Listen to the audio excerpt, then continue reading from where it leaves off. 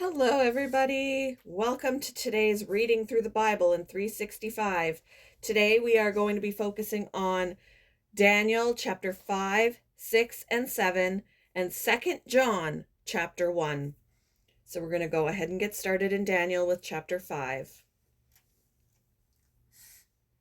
King Belshazzar gave a great banquet for 1,000 of his nobles and drank wine with them.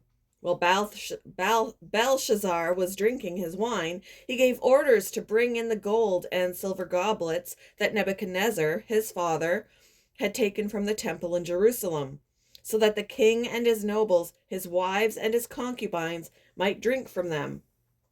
So they brought in the gold goblets that had been taken from the temple of God in Jerusalem, and the king and his nobles, his wives, and his concubines drank from them. As they drank the wine, they praised the gods of gold and silver, of bronze, iron, wood, and stone. Suddenly the fingers of a human hand appeared and wrote on the plaster of the wall near the lampstand in the royal palace. The king watched the hand as it wrote. His face turned pale, and he was so frightened that his legs became weak and his knees were knocking. The king summoned the enchanters, astrologers, and diviners. Then he said to these wise men of Babylon, "Whoever reads this writing and tells me what it means will be clothed in purple and have a gold chain placed around his neck, and he will be made the third highest ruler in the kingdom." Then all the king's wise men came in, but they could not read the writing or tell the king what it meant. So King Belshazzar became even more terrified, and his face grew more pale. His nobles were baffled. The queen, hearing the voices of the king and his nobles, came into the banquet hall. "May the king live forever," she said. "Don't be alarmed. Don't look so pale. There is a man in your kingdom who has the spirit of the holy gods in him. In the time of your father, he was found to have insight and intelligence and wisdom like that of the gods. Your father, King Nebuchadnezzar, appointed him chief of the magicians, enchanters, astrologers, and diviners. He did this because Daniel, whom the king called Belteshazzar, was found to have a keen mind and knowledge and understanding, and also the ability to interpret dreams, explain riddles, and solve difficult problems. Call for Daniel, and he will tell you what the writing means." So Daniel was brought before the king, and the king said to him, "Are you Daniel, one of the exiles my father the king brought from Judah? I have heard that the spirit of the gods is in you, and that you have insight, intelligence, and understanding wisdom, and outstanding wisdom." The wise men and enchanters were brought before me to read this writing and tell me what it means, but they could not explain it. Now I have heard that you are able to give interpretations and to solve difficult problems. If you can read this writing and tell me what it means, you will be clothed in purple and have a gold chain placed around your neck, and you will be made the third highest ruler in the kingdom. Then Daniel answered the king, "You may keep your gifts for yourself and give your rewards to someone else. Nevertheless, I will read the writing for the king and tell him what it means. Your Majesty, the Most High God gave your father Nebuchadnezzar sovereignty and greatness and glory and splendor. Because of the high position he gave him, all the nations and peoples of every language dreaded and feared him. Those the king wanted to put to death, he put to death. Those he wanted to spare, he spared. Those he wanted to promote, he promoted. And those he wanted to humble, he humbled.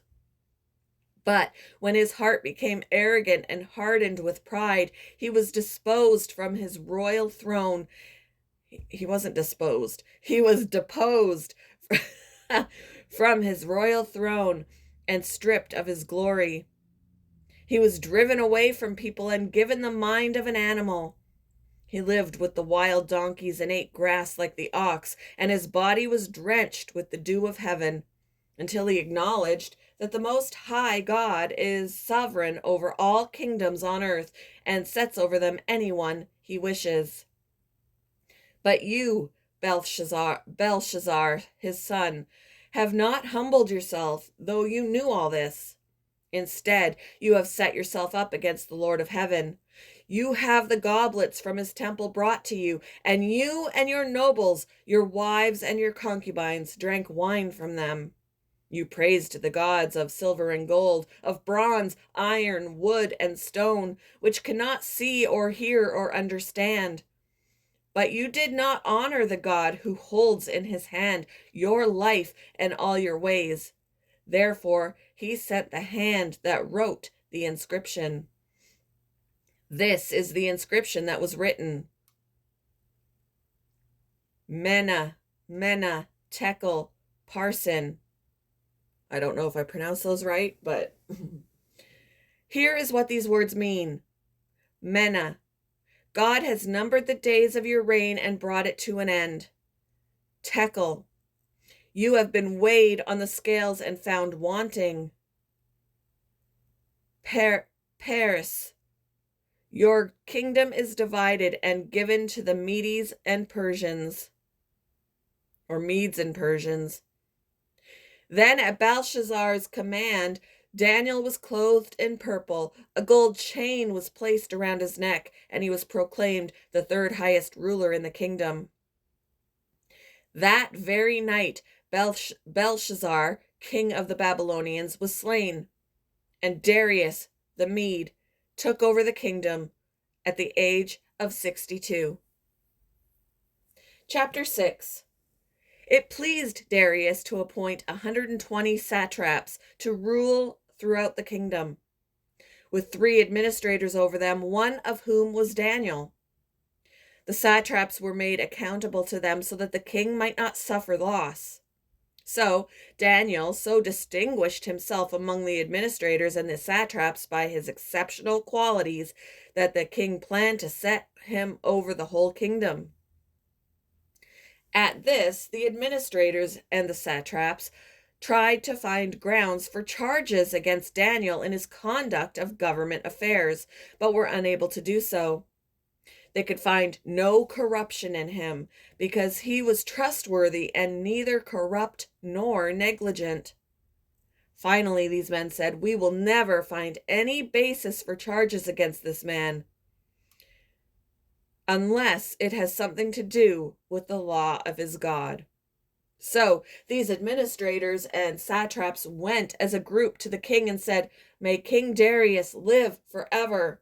The royal administrators, prefects, satraps, advisors, and governors have all agreed that the king should issue an edict and enforce the decree that anyone who prays to any god or human being during the next 30 days, except to you, your majesty, shall be thrown into the lion's den. Now, your majesty, issue the decree and put it in writing so that it cannot be altered, in accordance with the law of the Medes and Persians, which cannot be repealed. So King Darius put the decree in writing. Now, when Daniel learned of that decree the decree had been published, he went home to his upstairs room, where the windows opened toward Jerusalem. 3 times a day he got down on his knees and prayed, giving thanks to his God, just as he had done before. Sorry for my congestion, guys. My sniffling, I mean. Then these men went as a group and found Daniel praying and asking God for help. So they went to the king and spoke to him about his royal decree. "Did you not publish a decree that during the next 30 days, anyone who prays to any god or human being except to you, your majesty, would be thrown into the lion's den?" The king answered, "The decree stands, in accordance with the law of the Medes and Persians, which cannot be repealed." Then they said to the king, "Daniel, who is one of the exiles from Judah, pays no attention to you, your majesty, or to the decree you put in writing. He still prays 3 times a day. When the king heard this, he was greatly distressed. He was determined to rescue Daniel and made every effort until sundown to save him. Then the men went as a group to King Darius and said to him, "Remember, your majesty, that according to the law of the Medes and Persians, no decree or edict that the king issues can be changed." So the king gave the order, and they brought Daniel and threw him into the lion's den. The king said to Daniel, "May your God, whom you serve, continually rescue you." A stone was brought and placed over the mouth of the den, and the king sealed it with his own signet ring and with the rings of his nobles, so that Daniel's situation might not be changed. Then the king returned to his palace and spent the night without eating and without any entertainment being brought to him, and he could not sleep. At the first light of dawn, the king got up and hurried to the lion's den. When he came near the den, he called to Daniel in an anguished voice, "Daniel, servant of the living God, has your God, whom you serve continually, been able to rescue you from the lions?" Daniel answered, "May the king live forever. My God sent his angel, and he shut the mouths of the lions. They have not hurt me, because I was found innocent in his sight. Nor have I ever done any wrong before you, your majesty." The king was overjoyed and gave orders to lift Daniel out of the den. And when Daniel was lifted from the den, no wound was found on him, because he had trusted in his God. At the king's command, the men who had falsely accused Daniel were brought in and thrown into the lion's den, along with their wives and children.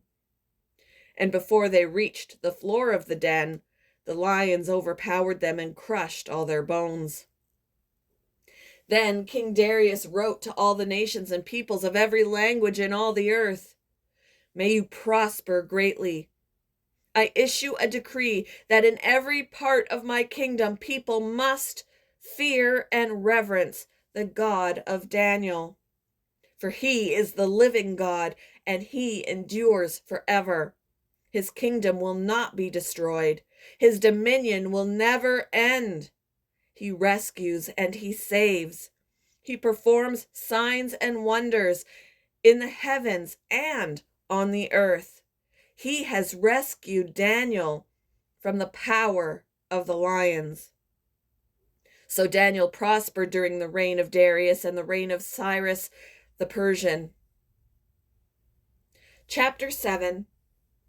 In the first year of Belshazzar, king of Babylon, Daniel had a dream, and visions passed through his mind as he was lying in bed. He wrote down the substance of his dream. Daniel said, "In my vision at night I looked, and there before me were the 4 winds of heaven churning up the great sea.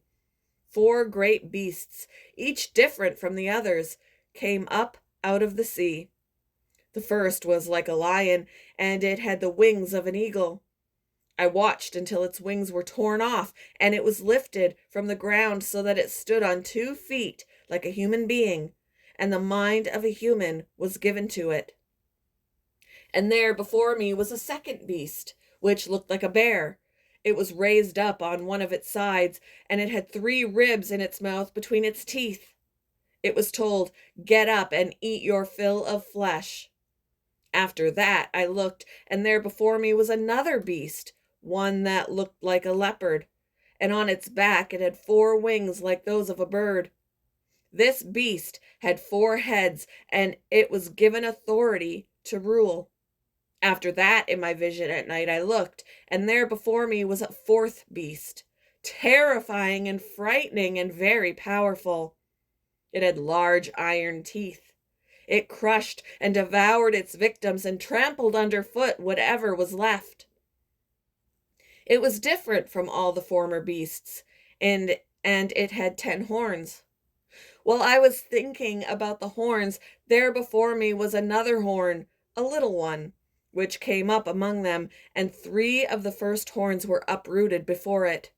This horn had eyes like the eyes of a human being, and a mouth that spoke boastfully. As I looked, Thrones were set in place, and the Ancient of Days took his seat. His clothing was as white as snow. The hair of his head was white like wool. His throne was flaming with fire, and its wheels were all ablaze. A river of fire was flowing, coming out from before him. Thousands upon thousands attended him. 10,000 times 10,000 stood before him.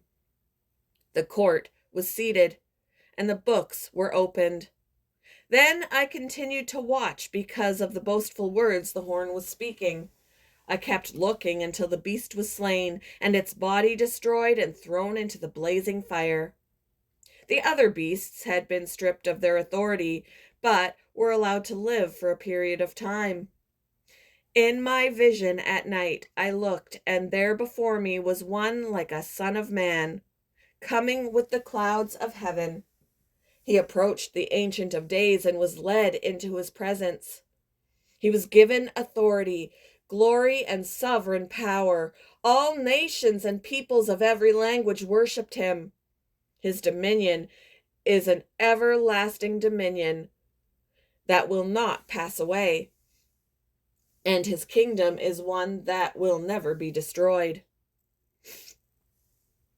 I, Daniel, was troubled in spirit, and the visions that passed through my mind disturbed me. I approached one of those standing there and asked him the meaning of all this. So he told me and gave me the interpretation of these things. The 4 great beasts are 4 kings that will rise from the earth. But the holy people of the Most High will receive the kingdom and will possess it forever. Yes, forever and ever. Then I wanted to know the meaning of the 4th beast, which was different from all the others and most terrifying. With its iron teeth and bronze claws, the beast that crushed and devoured its victims and trampled underfoot whatever was left. I also wanted to know about the 10 horns on its head and about the other horn that came up, before which 3 of them fell. The horn that looked more imposing than the others, and that had eyes and a mouth that spoke boastfully. As I watched, this horn was waging war against the holy people and defeating them, until the Ancient of Days came and pronounced judgment in favor of the holy people of the Most High, and the time came when they possessed the kingdom. He gave me this explanation. The 4th beast is a 4th kingdom that will appear on earth. It will be different from all the other kingdoms and will devour the whole earth, trampling it down and crushing it. The 10 horns are 10 kings who will come from this kingdom. After them, another king will arise, different from the earlier ones. He will subdue 3 kings. He will speak against the Most High and oppress his holy people and try to change the set times and the laws. The holy people will be delivered into his hands for a time, times and a half a time. But the court will sit, and his power will be taken away and completely destroyed forever. Then the sovereignty, power, and greatness of all the kingdoms under heaven will be handed over to the holy people of the Most High. His kingdom will be an everlasting kingdom, and all rulers will worship and obey him. This is the end of the matter. I, Daniel, was deeply troubled by my thoughts, and my face turned pale, but I kept the matter to myself. 2 John, chapter 1. The elder, to the lady chosen by God, and to her children, whom I love in the truth, whom I love in the truth, and not I only, but also all who know the truth, because of the truth which lives in us and will be with us forever. Grace, mercy, and peace from God the Father and from Jesus Christ. The Father's Son will be with us in truth and love. It has given me great joy to find some of your children walking in the truth, just as the Father commanded us. And now, dear lady, I am not writing you a new command, but one we have had from the beginning. I ask that we love one another, and this is love, that we walk in obedience to his commands. As you have heard from the beginning, his command is that you walk in love. I say this because many deceivers who do not acknowledge Jesus Christ as coming in the flesh have gone out into the world. Any such person is the deceiver and the Antichrist. Watch out that you do not lose what we have worked for, but that you may be rewarded fully. Anyone who runs ahead and does not continue in the teaching of Christ does not have God. Whoever continues in the teaching has both the Father and the Son. If anyone comes to you and does not bring this teaching, do not take them into your house or welcome them. Anyone who welcomes them shares in their wicked work. I have much to write to you, but I do not want to use paper and ink. Instead, I hope to visit you and talk with you face to face, so that our joy may be complete. The children of your sister, who is chosen by God, send their greetings. Thank you for joining me for today's reading through the Bible in 365. I hope you all have a wonderful Wednesday, and I will see you in the next one, guys. Bye.